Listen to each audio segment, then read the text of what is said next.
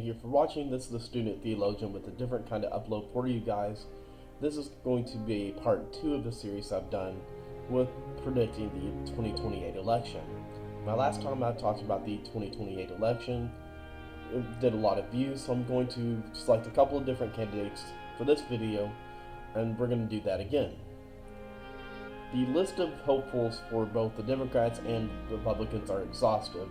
There's not a top dog on either side of the aisle who should run away with the nominations. For the Republicans, we have candidates like J.D. Vance or Marco Rubio, but one person we're not talking about enough as a candidate for 2028 is none other than Thomas Massie. Thomas Massie is making a name for himself as a libertarian-type America First candidate, someone who represents America First more consistently than Donald Trump himself. Someone who is not afraid to call out Donald Trump when he's wrong about something, which is what he's done with his criticism of the Big Beautiful Bill, and also his criticism of the way that Donald Trump is handling the conflict in Israel and Iran. Thomas Massie leans libertarian on most issues. He's very anti-war and anti-military industrial complex. He's very fiscal conservative. And he's someone who is very popular in his home state of Kentucky. And he's been at the top of the list of presidential hopefuls among many libertarians and many America First people. It's kind of weird how he represents America First more consistently than Donald Trump does. And I have no idea if Thomas Massie actually wants to run in 2028 or not. It's very possible he sits on the sideline and endorses the best candidate who he likes the best. The reason why he's an underdog then is because we don't know if he's going to run in 2028 or not. But if you look at the list of hopefuls for the Democrats, I think Thomas Massie can win. I'm not impressed with the list of candidates for the Democrats side. Gavin Newsom has lost a lot of support in the public eye because of how he's handled immigration and the LA riots. You got extremes on their side like AOC. Kamala Harris, I don't think is a strong candidate, so I think Thomas Massie can win if he's the nominee in 2028. Hello there. As I've said before, we're going to do a scenario where Thomas Massie is the Republican candidate and Kamala Harris is the Democratic hopeful. So in this scenario, I could totally see the Democrats wearing Kamala Harris with the idea of, hey, Donald Trump's presidency has been so terrible, I told you so let's rerun Kamala Harris with hope that Americans have buyer's regret and turns to the Democrats in 2028. And it's kind of funny because both these candidates have had a lot of problems with Donald Trump, but for different reasons. Thomas Massie, of course, is going to appeal to libertarians across the board, so I think the libertarians are going to do way worse in this scenario. But we're not doing any third parties right now. We're just going to focus on Kamala Harris versus Thomas Massie. So right now, as I've done before, I'm going to start out with the Democrat states that I think are going to be safe Democrat states. What the Democrats are hoping for, I don't think is going to occur. I don't think that Donald Trump's presidency is going to be as disastrous as the Democrats hope. And one of the things that the Democrats have lost over the years is the idea of self-awareness. Instead of actually focusing on how to win back the working class, they're doubling down on calling everyone a Nazi who voted for Donald Trump, and I don't think this is a pathway to win. I think it's going to take a couple more election losses before the Democrats get the message. So, let's start out with the Democrat states that are safe. Washington, Oregon, California, Hawaii, and these northern states like New York has been trending to the right a little bit during these last couple elections, but it's not going to be enough to make a difference. New Jersey, Maryland, and let's see if I actually selected it this time. DC, Connecticut, Rhode Island, Massachusetts, Vermont, New Hampshire, And I've been told in the upload I made last time that it's impossible for Maine to split their two districts, or you can't have 2 electoral votes go to the Democrats and the 2 go to the Republicans. So I'm going to have the Maine. No, I did that wrong. Okay, the state of Maine goes to the Republicans.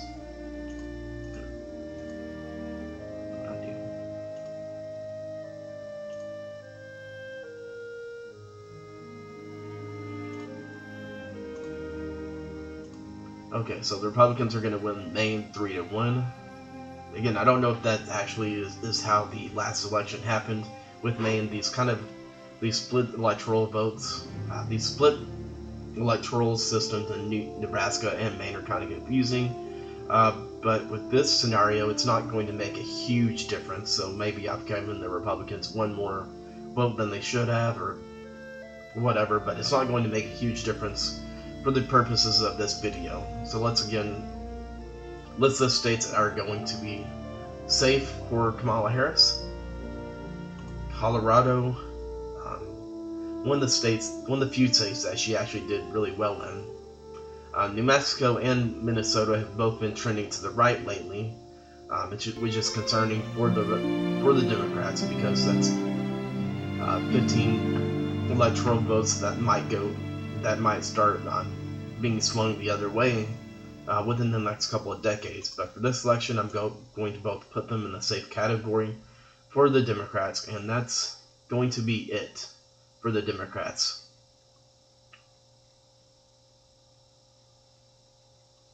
Now I'm going to pick the states that are safe for the Republicans, and I'm going to put Texas under here. Both Texas and Florida have both been more competitive before Donald Trump, but Donald Trump has actually turned the corner in these states and made them even more conservative than they have been. I think that there's some similarities between Thomas Massie and Ron DeSantis, so I think that he's going to do well in these 2 states as well.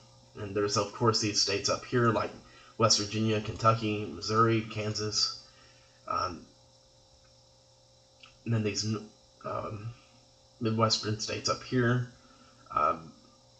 Northwestern states like Idaho, Wyoming, Montana, North Dakota, South Dakota, Nebraska proper.